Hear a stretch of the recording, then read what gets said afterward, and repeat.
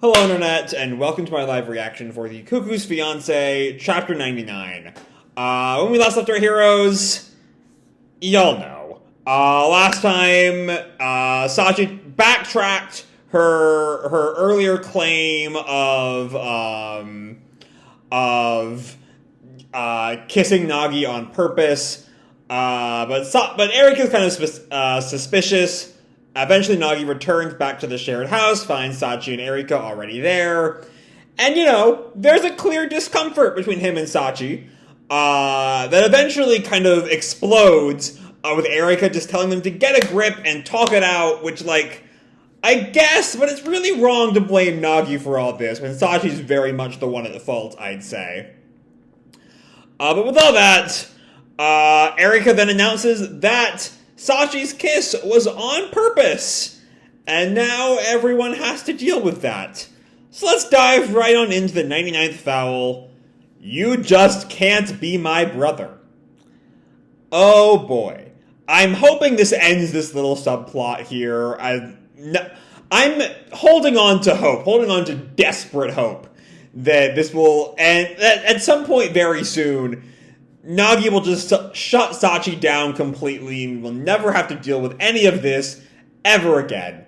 And I'm hoping that that can happen by chapter 100, so 100 can be fun and not bogged down in incest shit. Anyway, our picture here is of Nagi kind of passed out studying. Sachi sort of looks at him while Erika takes his picture.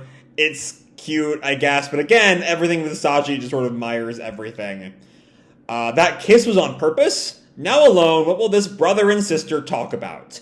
Also, if Yoshikawa is trying to set up the idea that they're not actually related, maybe don't straight up call them brother and sister in your little blurbs there, Yoshikawa. Anyway, we open with a shot of exterior of the house, the, family nameplate. And then we pick up right where we left off, as Nagi's just stunned at what Erika has declared. And Nagi flashes back to the kiss.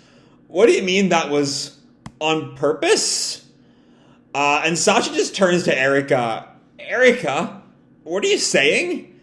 And Erika's just beaming, like she has not dropped a nuclear bomb in this family situation. Well, I'll leave you two to talk it out then. And she just walks out as Nagi's just, leaving Nagi and Sachi to have the most uncomfortable conversation of their lives. Nagi's relatively calm, more confused than anything else. Sachi's just sweating bullets. And then there's this loud growl coming from Sachi's stomach. And Sachi, the breaking of tension causes Sachi to hold back laughter, and Nagi just sort of sighs. How about we eat first? Okay. And then they just sort of ignore all of that to enjoy their food. We have Sachi, it's been forever. This pork cutlet is even juicier than usual. Nagi chimes in, right? I splurged a bit on today's meat. I knew it. You can't fool this tongue of mine. And then, I think this is, Sachi's line, I think. Come to think of it, wasn't Erika saying that she was hungry? I think she already made off with her food. You're right, it's gone. Since when? And I'm saying, there are definitely parts of this scene that feel very kind of sibling-esque. Which again, like I'm saying, in every single scene, even this scene is kind of couched in the middle of, I'm assuming, trying to frame Nagi Sachi as romantic. We still have this page that's just them as siblings. But anyway, moving on. Well then, back to the point. And Nagi just cuts straight to the core. If what you did was intentional, then does that mean that you like me? He's just going right in there. And Sachi full-on spit takes her soup there, covering Nagi. Which, if it weren't for the whole incest thing, might actually be a kind of funny gag. Nagi wipes his face off with a napkin. Come on. And Sachi kind of trying to deny everything Nagi is saying. You're so gross, Nagi. And then she pauses for a minute. And Sachi starts to speak. I don't know myself. I really don't. but I just felt that if this goes on, and if somebody were to actually take you away, I would really hate that. Okay. So now Sachi's kind of framing her relationship with Nagi as not quite romantic, which is, like, better than what we've been getting, but it's still not great. And Nagi is sort of lets out a little, yeah. And Sachi responds, "What about you? How did you feel when I kissed you?" And Nagi's kind of taken aback. Huh? Well, I don't know. And Sachi reacts, "What?" And then Nagi goes on, "But I feel like we finally shown that even though you're my sister, you really aren't." Okay. I mean, I figured some shit like this was coming. I shouldn't have gotten my desperate hopes too high, but still, not a fan. And Sachi sort of is taken aback, and then she smiles, which don't really like here, and she goes on, "You know, a long time ago, I thought that you just can't be my brother." There's our title line, in about as good a context as I could possibly imagine. You know how when we were little, people used to say that we didn't really look alike? I knew they were joking, of course, but we have this flashback of a young Sachi kind of watching Nagi sleep. And she reaches out her hand, kind of brushes his hair, and then brushes her hair in contrast to sort of see how different they are. And then she sort of rubs up against his cheek with her hand and picks up his arm. But we were completely different. The feel of our hair, of our skin, the shape of our fingers and nails, even the color of our eyes. And at this point in the flashback, Nagi wakes up. And in the flashback, he asks, "What's wrong, Sachi? Are you feeling lonely? Mom and Dad are still busy with work." And he kind of pats her head, kind of older brothery. And Sachi says, "Even our smell, everything." Okay. Alright. And then the flashback, sort of, Nagi, they share a bed together. "You can't be my brother. You just can't. And so I was scared. I just couldn't even bear the thought of it." Which, that bit there, that I couldn't even bear the thought of it, implies that she's really holding on to that, sibling relationship. She couldn't stand the idea of Nagi not being her brother. Maybe, and again, I just acknowledged that I'm maybe a little bit overly optimistic here, but to be even more optimistic, maybe it'll be Sachi who, pulls back on the whole fucking incest plotline? I don't know. Anyway, Sachi goes on, "When we found out you were switched at birth, I remembered what happened that day. I kind of felt like I knew it, like I'd proven something." And Nagi sort of responds, "I see. I guess I'm the same. When I found out I wasn't from this family, it was like something inside me finally made sense. And I wasn't sad or surprised, but rather, I felt relieved." Okay. That's...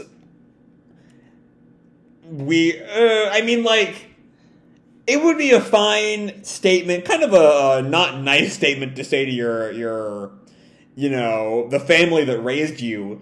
But given the context of this whole incest shit, not really sure I'm a fan of it. And Sachi, going back on that sort of right back into that sibling dynamic. I mean, I just thought you were pretty much emotionally dead. Oi! That's that panel right there is a very kind of sibling exchange. But anyway, I think this is Nagi's line, but our parents are like that, And again, that our parents line. They're so clearly written like siblings, and Yoshikawa was also trying to write them as a potential couple. It's never worked. I've been saying it doesn't work for the past 2 years now. But I don't know. And we have back with Yohei and Namie. Namie responds, "No wonder I always thought you had a different head on your shoulders." And Yohei, "Well, I always thought that Nagi took after his old man." As if. And we see Nagi and Sachi both kind of taken aback at how sort of calm they are here. As present-day Nagi goes on, they kind of just stayed positive and brush it under the rug. For real. And I think this is back to Nagi. Somehow. I can't be sure how all this will turn out, but I think it's safe to say that we've taken a step in the right direction. I'm not sure that's the right thing to say. Like, if you were talking about a broader understanding of the particularities of their relationship, maybe that'd be a good thing to say. But given that all of this is sort of in response to the kiss from a few weeks ago, not a great thing to say. And Sachi's kind of taken aback before she smiles and just sort of responds, yeah.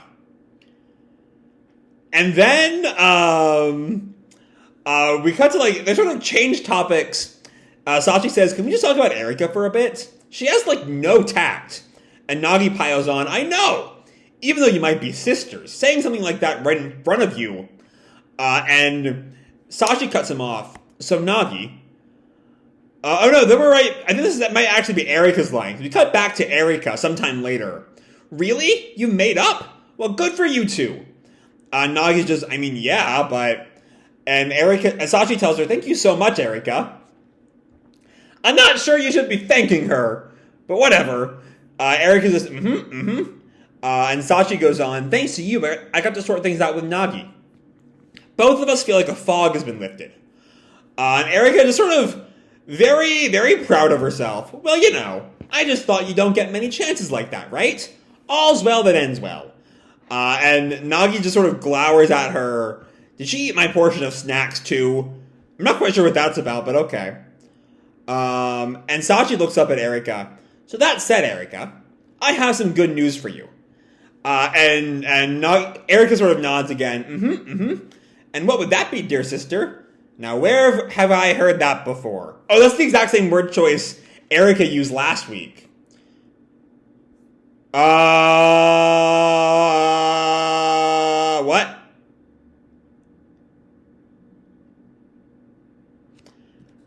I was still holding on to hope, Yoshikawa.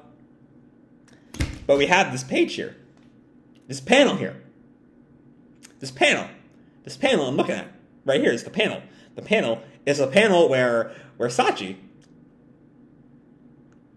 she grabs Nagi's arms, and what she says is, the two of us have decided to get married.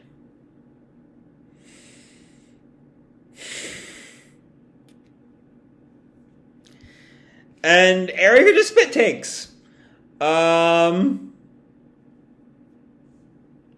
What? Erika's also just shocked. What? And Nagi once again wiping off the spit off of himself, which would be a fairly funny running gag if it weren't for, everything. Nagi just says, that's what we've decided. Why is it always me? And Erika's just so, huh? And Sachi tells her, so anyway, we were going to seal our vows with a kiss now. And Nagi, who seems, just his general facial reactions are a lot less, genuine or sincere than Sachi's. Going back to the panel that is definitely a panel that I wish I never remembered being a panel ever. That looks almost mocking, that Nagi face there. And then, Sachi has this smile on page 19 that Nagi is not reciprocating. I don't know. We wanted you to be our witness. And Eric says, wait, what? And they go in for a kiss, because Yoshikawa hates me, I guess. And Eric just calls, wait, stop it! And it's just a prank. Alright. Gotcha. Just kidding. Okay, they got me too, but I don't know. I don't even like it being a prank. It's still just a dumb thing. But I guess this ends the Nagi Sachi for now. as Erika just sort of taken aback for a minute before reacting, hey, don't you guys have any shame? You guys have, like, no tact. Which is, of course, like, the exact same thing they levied at Erika earlier. No, that's just you. This is payback. You. On break next issue, next time, a 100th chapter celebration. So, let's say the good things first. Let's start with our positives. Nagi Sachi's put away. For now, at least. It's nowhere near as definitive a closing the book as I would have liked. But, you know, it's gone for a while. Maybe we'll have several months before we have to deal with all this again. I can go back to enjoying what's normally a pretty cute rom-com manga.